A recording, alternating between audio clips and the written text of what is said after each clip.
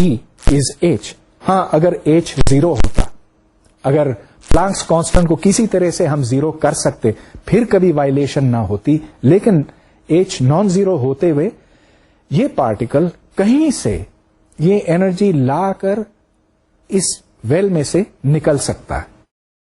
اب اس کی کچھ بہت دلچسپ ایپلیکیشنز ہیں جو حقیقت میں دیکھی گئی ہیں. اگر آپ انسرٹنٹی پرنسپل کو ختم کر سکتے تو کبھی فیوژن ری ایکشن نہ ہو سکتا. فیوژن جو سورج کے اندر ہوتا ہے اور جس کی وجہ سے سورج سے ہمیں گرمی اور روشنی ملتی ہے, بنیادی طور پر وہاں یہ ہوتا ہے کہ پروٹونز آپس میں آ کر ٹکراتے ہیں. اب سورج میں اتنی گرمی نہیں ہوتی کہ یہ ایک دوسرے سے کافی قریب آ سکتے. پروٹونز جب بہت قریب آئیں گے with in the range of the nuclear force, تب ہی فیوژن کا عمل شروع ہو سکتا ہے. لیکن چونکہ ان کے درمیان الیکٹروسٹیٹک ریپلشن ہے, یہ ایک دوسرے کو دھکیلتے ہیں کیونکہ یہ بھی مثبت چارج ہے, یہ بھی مثبت ہے, اس واسطے یہاں پر ایک اور میکینزم ہے جس کی وجہ سے جو ہماری کیلکولیشنز بتاتی ہیں, جس کی وجہ سے یہ اس بیریئر کو سر کر کے ایک دوسرے کے رینج کے اندر آ جاتے ہیں. اور یہ کوانٹم ٹنلنگ کی ایک مثال ہے. ایک اور مثال کوانٹم ٹنلنگ کی یہ ہے کہ مثال کے طور پر ایک نیوکلیس ہے جس میں سے الفا پارٹیکلز نکلتے ہیں. اب الفا پارٹیکلز اس نیوکلیس کے ساتھ باؤنڈ ہوتے ہیں, ان کے ساتھ جڑے ہوئے ہوتے ہیں, ان کے پاس اتنی انرجی نہیں ہوتی کہ وہ اس نیوکلیس سے آزاد ہو سکیں.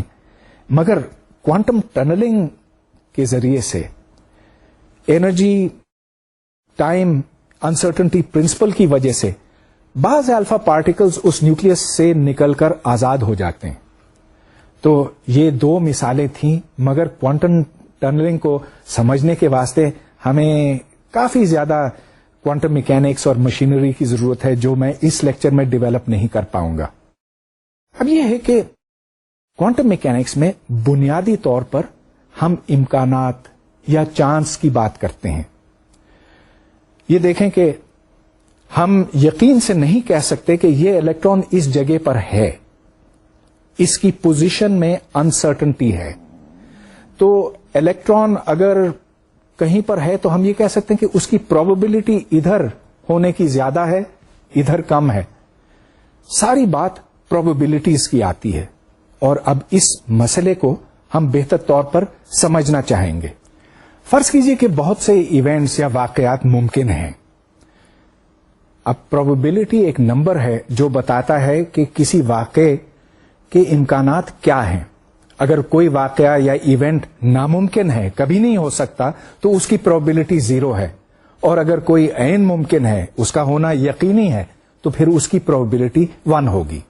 اور اگر یہ کبھی ہوتا ہے اور کبھی نہیں ہوتا تو پروبیبلٹی 0 اور 1 کے درمیان کوئی نمبر ہوگا. اب مثال کے طور پر یہ ایک سکہ ہے. اس سکے کو اگر میں یوں پھینکوں تو یہ یا تو ہیڈز یا ٹیلز پر آ کر گرے گا. اگر میں دوبارہ پھینکوں تو بھی ہیڈز یا ٹیلز پر آ کے گرے گا. کبھی یہ نہیں ہوگا کہ یہ اس طرح سے آ کر کھڑا ہو جائے. اگر میں اس سکے کو بار بار پھینکتا رہوں, فرض کیجئے کہ 10,000 دفعہ میں اس کو پھینکتا ہوں, تو میں یہ دیکھوں گا کہ تقریباً 5,000 دفعہ یہ ہیڈز پر آتا ہے اور 5,000 دفعہ ٹیلز پر آتا ہے.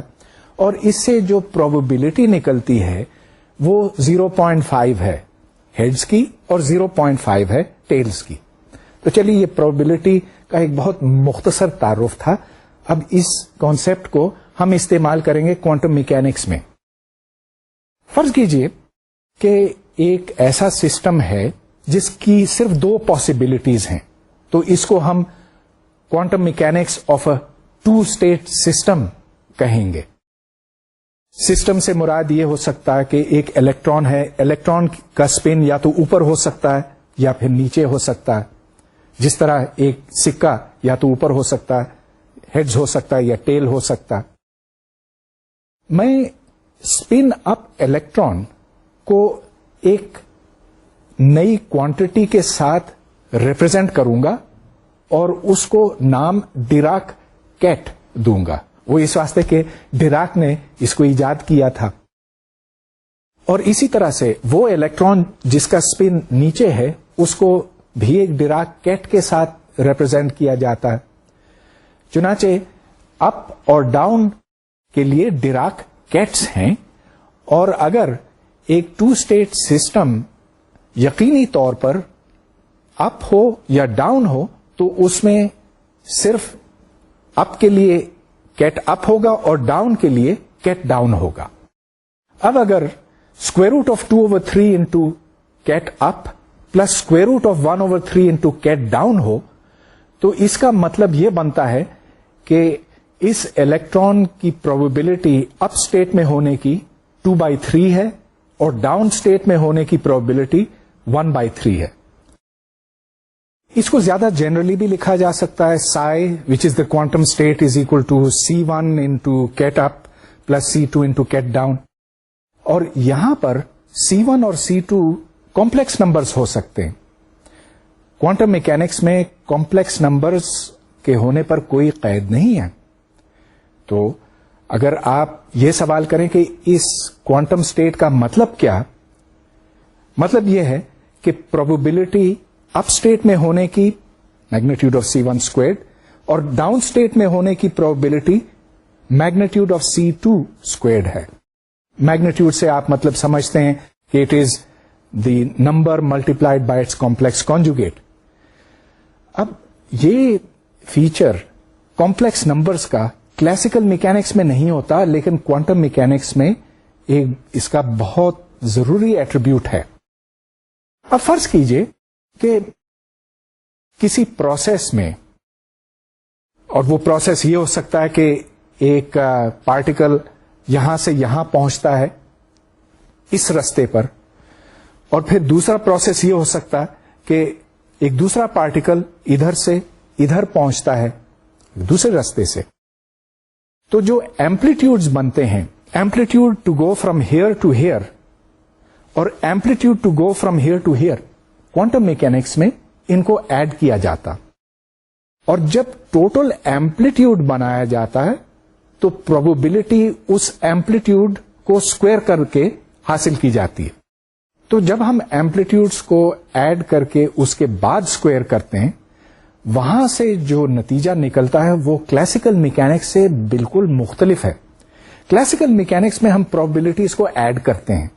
تو اگر ایک پروبیبلٹی P1 ہے، دوسری P2 ہے، the probability of 1 and 2 happening is P1 plus P2.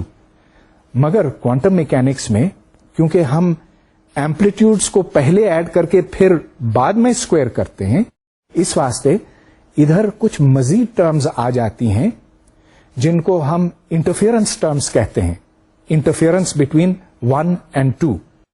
Interference کو ہم بہتر طور پر تھوڑی دیر بعد سمجھیں گے، لیکن اس سے پہلے میں ایک اور ایمپلیٹیوڈ کا ذکر کرنا چاہتا ہوں which is the amplitude for a particle to be present at a point x. اس کو شروڈنگر ویو فنکشن کہتے ہیں. تو شروڈنگر ویو فنکشن ایمپلیٹیوڈ ہے کسی پارٹیکل کے اس جگہ موجود ہونے کی.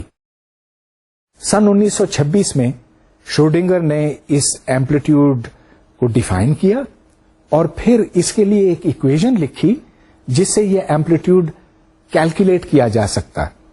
لیکن سب سے پہلے میں آپ کو اس ایمپلیٹیوڈ کے بارے میں کچھ اور بتانا چاہتا ہوں. تو psi is a function of x and t. psi view function یا ویو فنکشن ایمپلیٹیوڈ یا صرف ایمپلیٹیوڈ ہی کہا جاتا ہے، اور یہ ایمپلیٹیوڈ ہے پارٹیکل کے کسی پوزیشن x پر ہونے کی مختلف وقتوں پر. So it is a function of x and t. اگر آپ اس ایمپلیٹیوڈ کو اسکوائر کریں یا یہ کہ psi اسٹار psi بنائیں یا اس کا میگنیٹیوڈ لیں، یہ ساری ایک ہی باتیں، تو اس کا magnitude squared into D x is the probability of finding the electron between x and x plus dx.